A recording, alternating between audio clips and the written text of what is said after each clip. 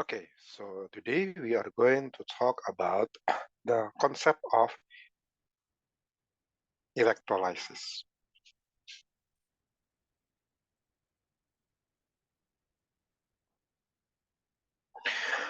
Electrolysis is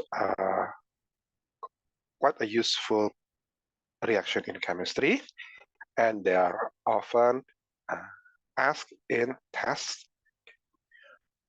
Most of the question is about the setup, okay, and also about the reactions.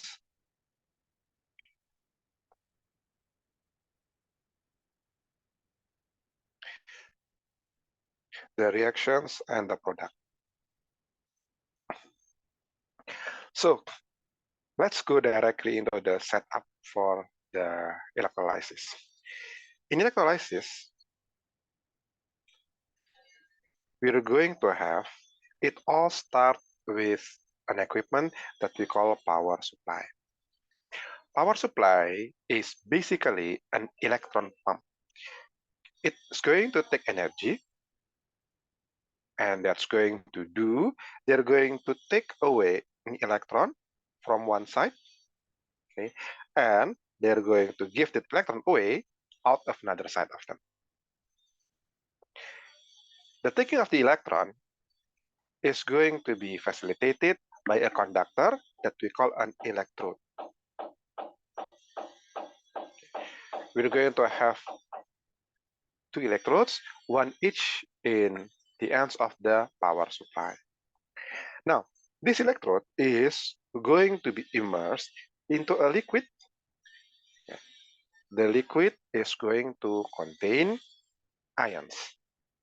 We call this electrolyte. Electrolytes are ion-containing liquid.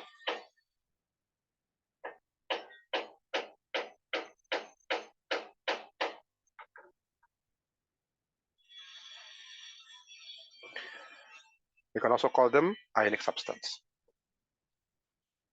Okay, now what happens if we put the electron, we take one electron from one side and take it on the another side.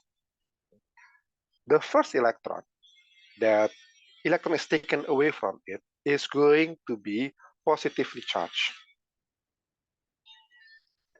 Everything is generally neutral. They have the same amount of positive and negative particles. So when you take out the particles, positive particles is going to remain.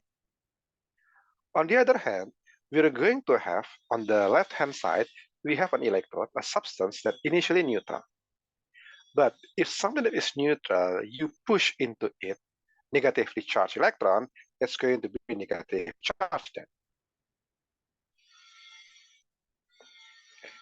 So inside the electrolyte, because of the power supply connected by wires into two electrodes, you're going to have two electrodes with positive and negative ion. Now, this electrolyte is going to contain ions, positive and negatively charged particle. The positively charged particle is almost always metal, and it is common to write them as an A. While the negatively charged particle, we call them an ion, and we're going to denote it with a letter A. It's going to be negatively charged particle. Electrolysis is going to separate these particles by attracting them into the oppositely charged electrodes. So the anion is going to be attracted to the positively charged electrode, and the metal cation is going to be attracted into the negatively charged electrode. Hence, the positively charged cation is going to be anions electrode. We call them anode. It's going to be the anions electrode.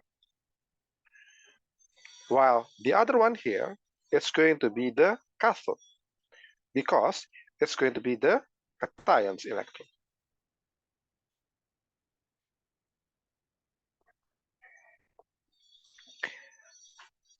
Okay, now here it is.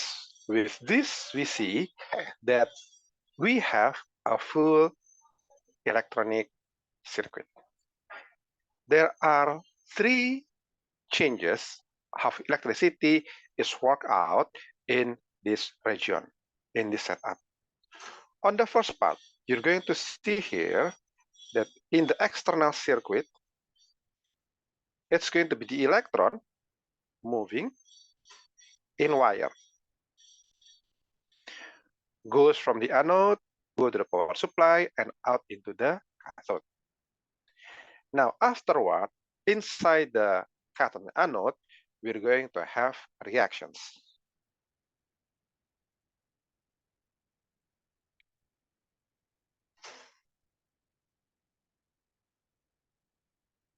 In them, the electron is going to be given up to the metallic cation, or it's going to be taken away from the anion.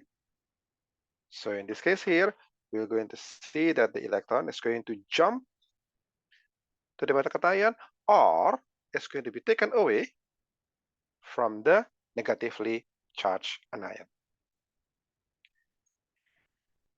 And the third level of movement here is the movement of the ions. Inside the electrolyte, we're going to see that the ions are moving. They carry with them the charge. So we have them here, the movement of the electron going here for the and going there for the ion. We can think that together, the movement of the electron of the anion as if the charge of electricity moving from the left-hand side to the right-hand side. This is the net movement of electron. Okay. For all purposes, we can think as if the electron is being absorbed by the cation on one side and being given off by the anion on the right-hand side. And hence, this completes the journey of the charges. But we need to know there are different charge carrier in the wire and electrolyte. The charge carrier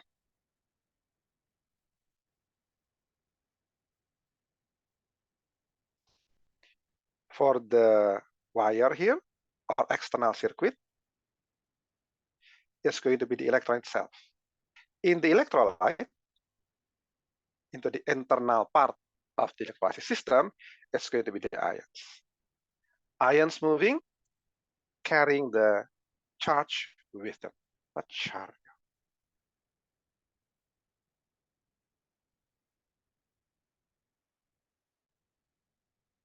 Okay. That is the first part of the electrolysis. It is the movement of the particle. Now, the second part.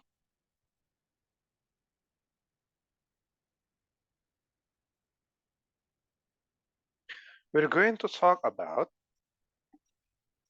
reactions that is happening.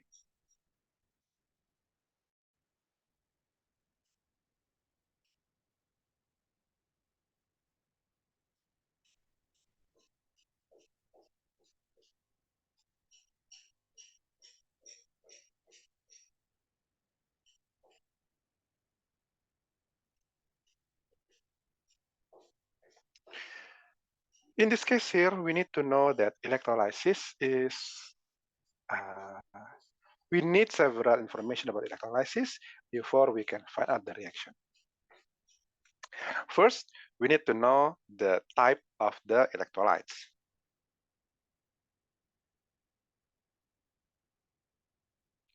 There are two ways we can make liquid containing. We can have ionic substances heated up until they melt. Okay. Those are what we call a molten electrolyte. On the other side, it is also possible if the ionic substance, we make them into solution. We put them in water, and the water is going to dissolve them. The molten condition is not the default. Okay. It's quite rare, okay, that we are going to heat things up until they melt. It's going to generally take high temperature because ionic substance have strong intermolecular forces. But they do happen, and they're actually industrially important. The default, if we don't have any information, is that we're going to have a solution. Now, if we have a solution, which means that we don't see any keyword molten anyway in the situation, okay, there are two types of solution. Solution can be classified into dilute or concentrated based on the amount of dissolved ionic substance in the water. If there is a lot of them, we call them concentrated. If there is only a few of them, we call them dilute. If we don't have any information about the solution type, is it dilute or concentrated, then it implies it's dilute. Unless it says, oh, it's a concentrated, the type of electrolytes that we have, we're going to think of them as being dilute solution. That's the first part. The second, before we go into the electrolysis, we need to also know about the material of the electrode. Electrode here, there are two classes of material that goes into an electrode. An electrode can be non-reacting, inert, or non-reacting. There are only a few of them, and they are the carbon in the form of graphite, gold, and platinum. The thing is, because of its ready availability and inertness, actually, by default, if we don't have any information of what are the materials for the electrode, both electrodes, we're going to assume it is going to be made of graphite. It is a substance that is readily available because of the cheapness here, and the inertness make them very useful. Anything but these three, we're going to have a reacting electrode. Reacting electrodes are anything but these three. Practically any metal, we're going to call them into the reacting electrode. The type of material of electrode is only important when we are discussing about what happens in the anode.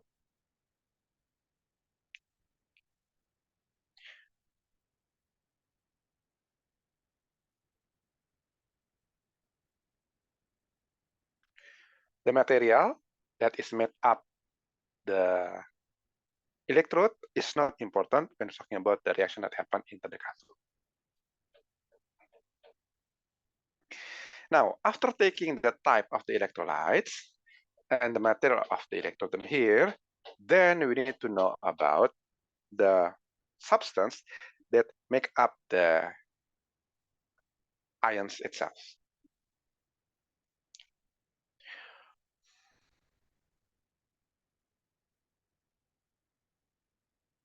The ionic substance. For the cation, there are two types of cation. The one that is reactive and has resistance to electrolysis.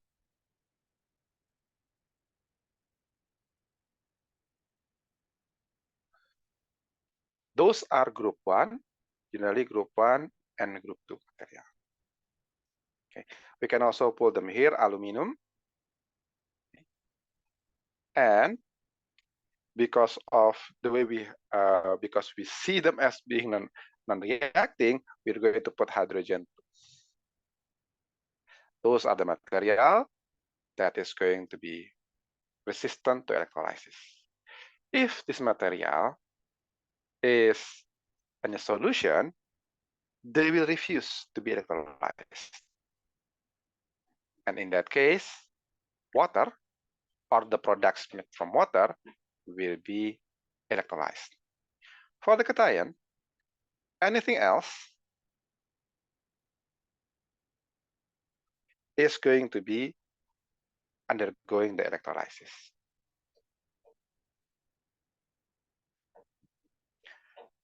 Next is about the anion.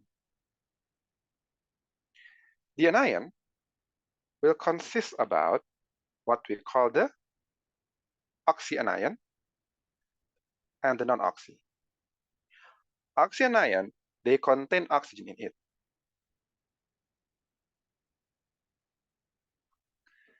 Such as, let's say, nitrate, sulfate, etc. Next, we need to know about the non-oxyanion.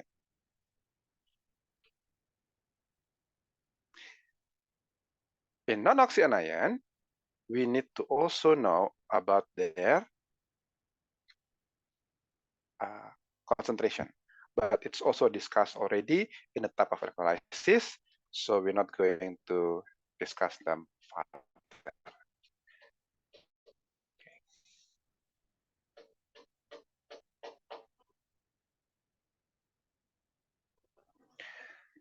So the point is, before we can go into the reactions and products, we need to know the setup first. Without knowing the setup, we will not be able to accurately predict the product of electrolysis.